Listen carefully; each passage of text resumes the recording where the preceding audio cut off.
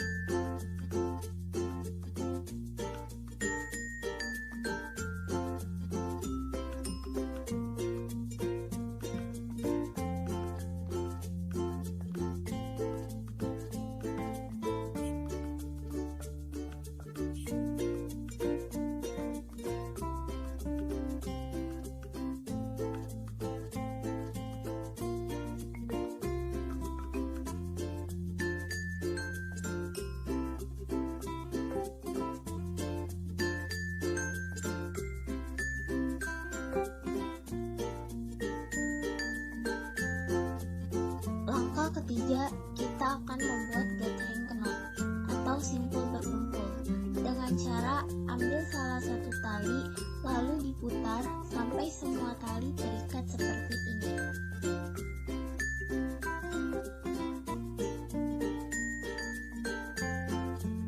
Terakhir, ambil tali lalu potong bagian bawah dan sisir agar menjadi lebih rapi. Jika masih kurang rapi setelah disisir, kita bisa potong lagi talinya agar menjadi lebih rapi.